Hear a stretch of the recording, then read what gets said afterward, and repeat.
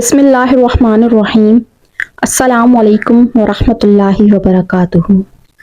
تمام تعریفیں اللہ رب العزت کے لیے ہیں جو تمام تر جہانوں کا رب ہے، رحمان ہے، رحیم ہے، کریم ہے، اسی کی بادشاہی ہے۔ میں گواہی دیتی ہوں کہ اللہ کے سوا کوئی معبود برحق نہیں، اور محمد مصطفیٰ صلی اللہ علیہ وآلہ وسلم اللہ کے بندے اور رسول ہیں۔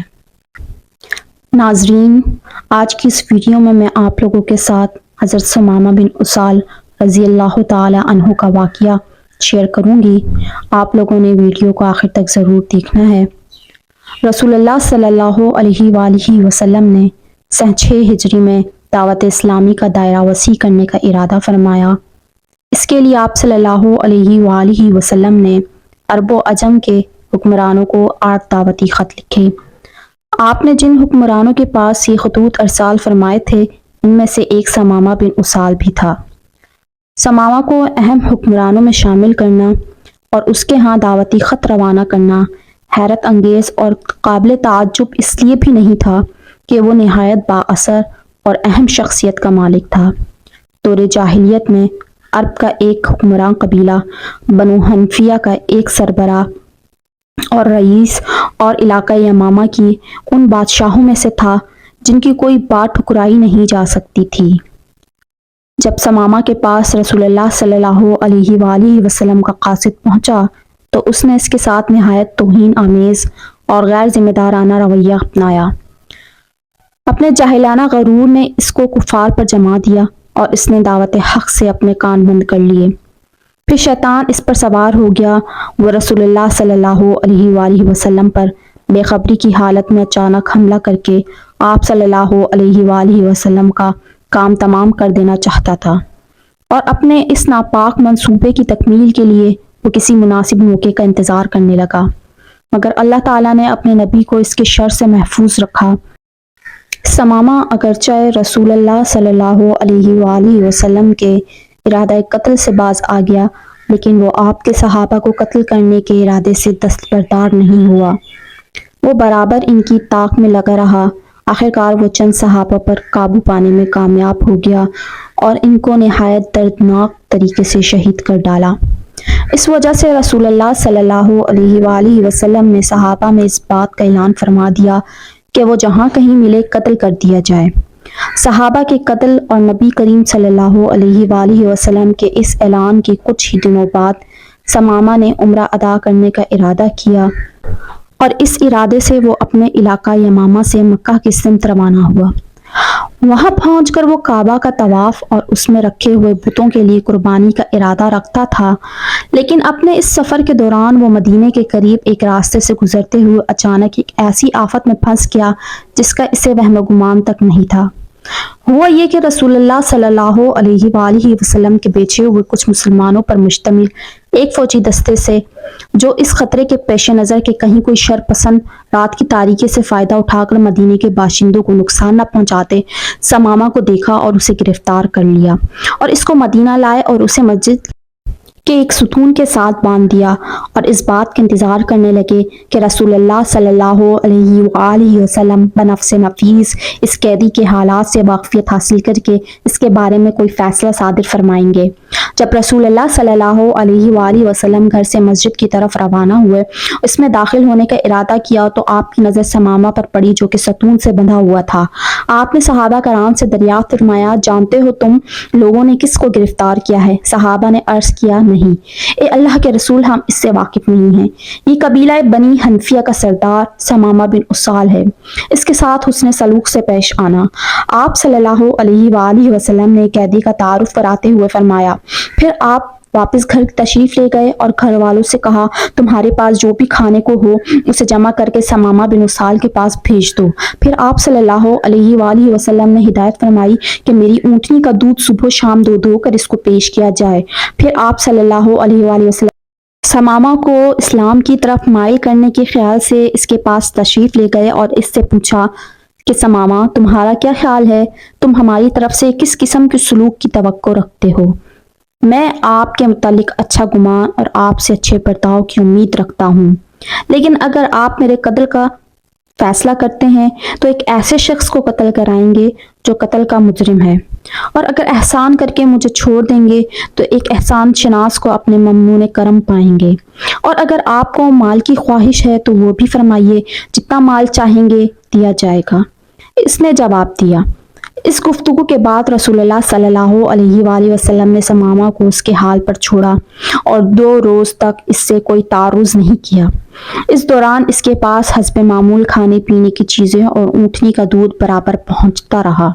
2 दिन बाद रसूलुल्लाह सल्लल्लाहु अलैहि वसल्लम फिर इसके पास तशरीफ़ लाए और वही सवाल किया, समामा तुम्हारा क्या ख्याल है, तुम हमसे किस किस्म के सलूक की तवक्को रखते हो? इसने जवाब दिया, मेरे पास कहने की वही बातें हैं जो इससे पहले मैं कह चुका हूँ। अगर आप मेरे ऊपर एहसान करते हैं तो एक ऐसे शख्स के ऊपर एहसान करेंगे जो इसकी कदर पहचानता है, और अगर मेरे कत्ल का फैसला करते हैं तो आपका ये फैसला हक बजानिब होगा, क्योंकि मैं आपके आदमियों को कत्ल करके इसका मुस्तहिक करार पा चुका हूँ। और अगर आपको माल की ख्वाहिश है तो बताइए, जो चाहेंगे आपको पेश किया जाएगा। इस मौके पर भी आप सल्लल्लाहु अलैहि वसल्लम ने इससे कुछ मजीद नहीं कहा, बल्कि इसको छोड़कर चले गए। अलबत्ता अगले रोज आप सल्लल्लाहु अलैहि वसल्लम फिर इसके पास गए और वही सवाल किया। उसने वही जवाब दिया। इस सवाल और जवाब के बाद रसूलुल्लाह सल्लल्लाहु अलैहि वसल्लम ने सहाबा को मुखातिब करते हुए फरमाया कि समामा को रिहा कर दो, और हस्बे इरशाद इसकी जंजीरें खोल दी गईं। रिहाई पाकर समामा मस्जिद से निकला और मदीने के बाहर बकी के करीब वाक़े खजूरों के एक बाग में गया, जिसमें कुआं था। अपनी सवारी को इसी कुएं के पास बिठाकर इसके पानी से खूब अच्छी तरह गुस्ल किया और पाक साफ होकर फिर इसी रास्ते से चलकर मस्जिद में वापस आ गया। इसने मस्जिद में मुसलमानों की एक मजलिस के करीब पहुंचकर बावाज़े बुलंद कलमा शहादत पढ़कर अपने इस्लाम लाने का ऐलान किया। फिर रसूलुल्लाह सल्लल्लाहु अलैहि वसल्लम की तरफ मुतवज्जा होकर बोला, ए मोहम्मद, अल्लाह की कसम, वो ज़मीन पर कोई चेहरा मेरे नज़दीक इससे ज़्यादा मबूज़ और काबिल नफ़रत ना था, मगर अब ये मुझे हर चेहरे से ज़्यादा महबूब है। थोड़ी देर रुक कर फिर बोले, मैंने आपके कुछ साथियों को कत्ल किया, इसकी तलाफी के लिए आप मेरे ऊपर क्या आयत करते हैं? रसूलुल्लाह ने फरमाया कि समामा, इस सिलसिले में तुम्हारे ऊपर ना कसास है ना दियत है, क्योंकि इस्लाम ने तुम्हारी साबका साथियों और गलत रवैयों को हरफे गलत की तरह मिटा दिया है। फिर आप सल्लल्लाहु अलैहि वसल्लम ने इस्लाम लाने की वजह से जन्नत की खुशखबरी दी। इसका चेहरा फरते मुसरत से चमक उठा। कहने लगा, अल्लाह की कसम, मैंने आपके जितने सहाबा को कत्ल किया, इससे कई गुना तादाद में मुशरिकीन को कत्ल करूंगा। कदर तवक्कुफ के बाद फिर कहा, ए अल्लाह के रसूल, आपके सवारों ने मुझे इस वक्त गिरफ्तार किया था जब मैं उम्रा की नीयत से निकला, तो आपके ख्याल में अब मुझे इस सिलसिले में क्या करना चाहिए? रसूलुल्लाह ने फरमाया कि तुम मक्का जाकर उम्रा अदा कर लो, मगर ये उम्रा अब तुम उस अल्लाह और उसके रसूल की शरीयत के मुताबिक अदा करोगे। फिर आप सल्लल्लाहु अलैहि वसल्लम ने मनासिक हज और अफ़आल उम्रा की तालीम दी। हज़रत हमामा बिन उसाल उम्रा की अदायगी के लिए रवाना हुए। जब बतने मक्का में पहुंचे तो वहीं खड़े होकर बुलंद आवाज़ से तलबिया पढ़ना शुरू कर दिया। वो दुनिया के सबसे पहले मुसलमान थे जो तलबिया पढ़ते हुए मक्का में दाखिल हुए। कुरैश के लोग नागहानी और गैर मुतवक्का आवाज़ सुनकर सहम गए और गज़बनाक होकर दौड़े। उन्होंने अपनी तलवारें बेनियाम से निकाल ली और आवाज़ की तरफ लपके ताकि शख्स पर कूद पड़े जो इनके उछाल में गुस्सा आया था। वो लोग समामा की तरफ बढ़े तो उन्होंने तलबिया की आवाज़ तेज कर दी और इनकी तरफ निहायत लापरवाही और बेखौफी के साथ देख रहे थे। एक कुरैशी जवान ने तीर चलाकर इनको शहीद करना चाहा, मगर दूसरे ने इसको ये कहते हुए ऐसा करने से रोक दिया कि तेरा बुरा हो जानता है ये कौन है? ये यमामा का बादशाह समामा बिन उसाल है। अगर तुमने इसको कोई नुकसान पहुंचाया तो इसके कबीले वाले हमारे यहाँ गले की बरामद रोक कर हमको भूखा मार देंगे। फिर वो लोग अपनी तलवारें म्यान में रख करके हजरत समामा के सामने आए और इनसे बोले, समामा, ये तुमको क्या हो गया है? क्या तुम बेदीन हो गए हो और तुमने अपने आबाओ अजदाद का दीन तर्क कर दिया है? नहीं, मैं बेदीन नहीं हुआ, बल्कि मैंने सबसे अच्छा दीन मोहम्मद के दीन की पैरवी इख्तियार कर ली है, हजरत समामा ने जवाब दिया। इसके बाद उन्होंने कहा, इस घर वाले की कसम, मेरे वापस जाने के बाद यमामा के गेहूं का एक दाना और वहां की पैदावार का कोई हिस्सा इस वक्त तक तुम्हारे पास नहीं पहुंच सकता जब तक कि तुम सब के सब मोहम्मद सल्लल्लाहु अलैहि वसल्लम का इत्तिबा ना इख्तियार कर लो। उम्रे की अदायगी के बाद जब वो वापस लौट आए, वापस आकर उन्होंने अपने कबीले वालों को कुरैश के यहाँ गले की सप्लाई रोक देने का हुक्म दिया। قبیلے والوں نے ان کے اس حکم کی تعمیل کی اور اہل مکہ کے ہاں اپنی پیداوار کی سپلائی بند کر دی۔ اقتصادی پابندی جو کہ ثمامہ بن اسال نے قریش کے خلاف لگائی تھی بتدریج سخت سے سخت تر ہوتی چلی گئی۔ اس کے نتیجے میں غلے کی قیمتوں میں غیر معمولی اضافہ ہو گیا، لوگوں میں فاقہ کشی عام ہو گئی اور ان کی تکلیف اور پریشانی زیادہ بڑھ گئی، اور جب نوبت یہاں تک پہنچی کہ ان کے اپنے بال بچوں کی بھوک کے مر جانے کا شدید خطرہ لاحق ہو گیا تو انہوں نے رسول اللہ کو لکھا، ہم آپ کے متعلق پہلے سے بات جانتے ہیں کہ آپ صلح رحمی کرتے ہیں اور دوسروں کو اس کی تاکید کرتے ہیں، مگر اس وقت ہم جس صورتحال کا سامنا کر رہے ہیں وہ یہ ہے کہ آپ نے ہمارے ساتھ قطع رحمی کا طرز عمل اختیار رکھا ہے، آپ نے ہمارے باپوں کو تلوار سے قتل کیا اور بیٹوں کو بھوکا مار رہے ہیں۔ ثمامہ بن اسال نے غلے کے برآمد پر پابندی لگا رکھی ہے، سخت تکلیف اور پریشانی میں مبتلا کر دیا ہے۔ اگر آپ مناسب سمجھیں تو اس کو لکھ کر دیں کہ وہ غلہ وغیرہ پر عائد پابندی ختم کر دیں۔ رسول اللہ نے حضرت ثمامہ کو لکھ دیا کہ وہ قریش کے خلاف پیداوار کی برآمد کی لگائی ہوئی بندش کو ختم کر دے، چنانچہ انہوں نے آپ کے حکم کے مطابق وہ پابندی اٹھا لی اور قریش کے ہاں کی سپلائی جاری کر دی۔ حضرت ثمامہ بن اسال رضی اللہ تعالی عنہ زندگی بھر اپنے دین کے وفادار اور نبی کریم صلی اللہ علیہ وآلہ وسلم کے ساتھ کیے ہوئے عہد کے پابند رہے۔ جب رسول اللہ کی وفات ہو گئی اور اہل عرب اجتماعی اور انفرادی طور پر اللہ کے دین سے نکلنے لگے اور تو انہوں نے ان کے خلاف جنگ کی۔ مسلمہ قذاب نے بنو حنفیہ میں نبوت کا جھوٹا دعویٰ کر کے انہیں اپنے اوپر ایمان لانے کی دعوت دینی شروع کی تو حضرت ثمامہ سامنے ڈٹ گئے، انہوں نے اپنی قوم کو سمجھایا، بنو حنفیہ کے لوگوں خبردار، اس گمراہ کن دعوت کو ہرگز قبول نہ کرنا جس نے نور ہدایت کا دور دور تک پتہ نہیں ہے۔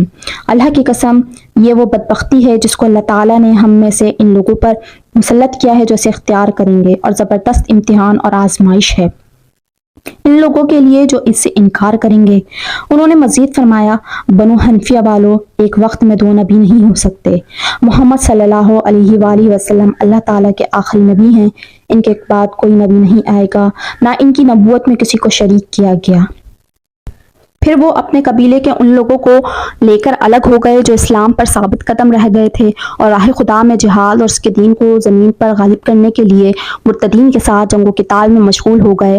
اللہ تعالیٰ حضرت ثمامہ بن اسال رضی اللہ تعالیٰ عنہ کو اسلام اور مسلمانوں کی طرف سے بہترین جزا دے اور اس جنت سے نوازے جس کا وعدہ متقیوں سے کیا گیا، اور ہم کو بھی جنت الفردوس میں داخل فرمائے، آمین۔ امید کرتی ہوں آج کی انفارمیٹو ویڈیو آپ لوگوں کو بہت پسند آئی ہوگی۔ مزید اس طرح کی نیو انفارمیٹو ویڈیوز دیکھنے کے لیے آپ لوگ میرے چینل کو سبسکرائب کر دیں تاکہ آنے والی مزید نیو ویڈیوز آپ لوگوں کو ملتی رہیں۔ تب تک کے لیے اللہ نگہبان، السلام علیکم ورحمۃ اللہ وبرکاتہ۔